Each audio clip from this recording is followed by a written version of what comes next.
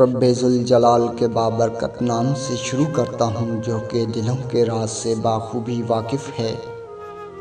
ناظرین کرام، کبھی کبھی ٹھوکریں اچھی ہوتی ہیں۔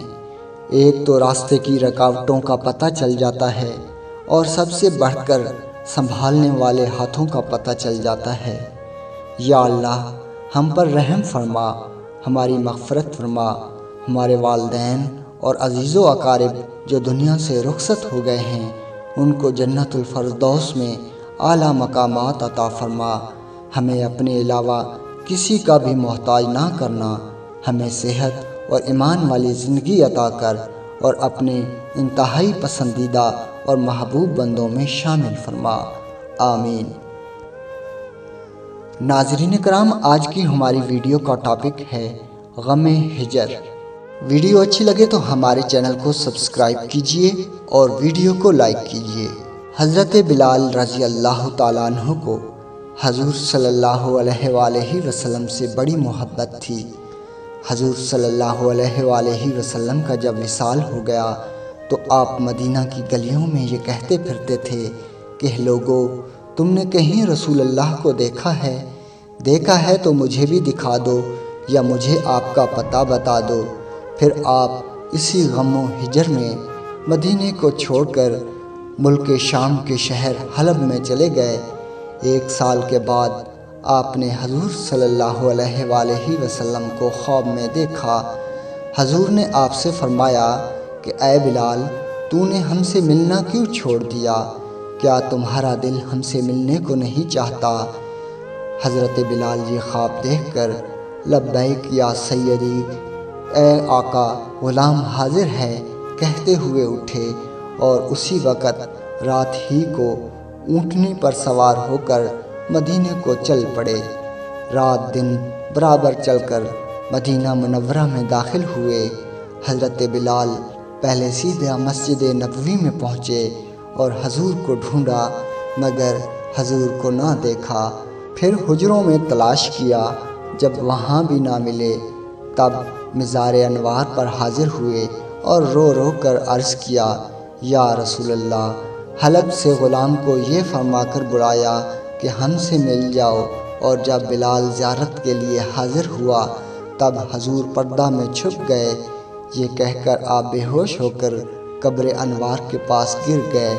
بہت دیر میں جب آپ کو ہوش آیا تو لوگ قبر انوار سے اٹھا کر باہر لے آئے۔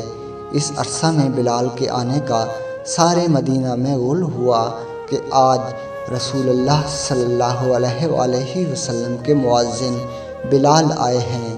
سب نے مل کر بلال سے درخواست کی کہ اللہ کے لیے ایک دفعہ وہ اذان سنا دو جو رسول اللہ صلی اللہ علیہ وآلہ وسلم کو سناتے تھے۔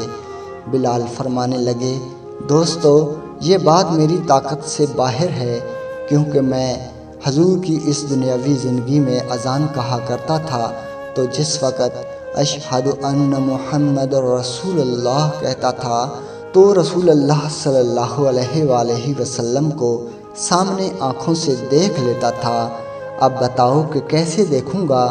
مجھے اس خدمت سے معاف رکھو۔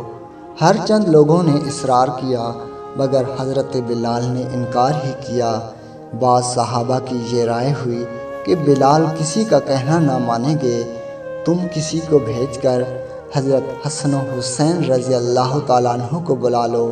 اگر وہ آ کر بلال سے اذان کی فرمائش کریں گے تو بلال ضرور مان جائیں گے، کیونکہ حضور کے اہل بیت سے بلال کو عشق ہے۔ یہ سن کر ایک صاحب جا کر حضرت حسن و حسین کو بلا لائے۔ حضرت حسین رضی اللہ تعالیٰ عنہ نے آ کر بلال کا ہاتھ پکڑ کر فرمایا کہ اے بلال، آج ہمیں بھی وہی اذان سنا دو جو ہمارے نانا جان کو سنایا کرتے تھے۔ حضرت بلال نے امام حسین کو گود میں اٹھا کر کہا، تم میرے محبوب کے کلیجہ کے ٹکڑے ہو، نبی کے باغ کے پھول ہو، جو کچھ تم کہوگے منظور کروں گا، تمہیں رنجیدہ نہ کروں گا کہ اس طرح حضور کو مزار میں رنج پہنچے گا۔ اور پھر فرمایا، حسین مجھے لے چلو، جہاں کہوگے اذان کہہ دوں گا۔ حضرت حسین نے حضرت بلال کا ہاتھ پکڑ کر آپ کو مسجد کی چھت پر کھڑا کر دیا۔ بلال نے اذان کہنا شروع کی، اللہ اکبر۔ مدینہ منورہ میں یہ وقت عجب غم اور صدمہ کا وقت تھا۔ حضور صلی اللہ علیہ وآلہ وسلم کو وصال فرمائے ہوئے ایک زمانہ ہوا تھا۔ آج مہینوں کے بعد اذان بلال کی آواز سن کر حضور کی دنیاوی حیات مبارکہ کا سماں بندھ گیا۔ بلال کی آواز سن کر مدینہ منورہ کے بازار گلی کوچوں سے لوگ آن کر مسجد میں جمع ہوئے۔ ہر ایک شخص گھر سے نکل آیا۔ پردہ والی عورتیں پردہ سے باہر آ گئیں، اپنے بچوں کو ساتھ لائیں۔ جس وقت بلال نے اشہد ان محمد رسول اللہ منہ سے نکالا، ہزارہ چیخیں ایک دم نکلیں۔ اس وقت رونے کا کوئی ٹھکانہ نہ تھا۔ عورتیں روتی تھیں، ننھے ننھے بچے اپنی ماؤں سے پوچھتے تھے کہ تم بتاؤ کہ بلال مؤذن رسول صلی اللہ علیہ وآلہ وسلم تو آ گئے، مگر رسول اللہ صلی اللہ علیہ وآلہ وسلم مدینہ کب تشریف لائیں گے؟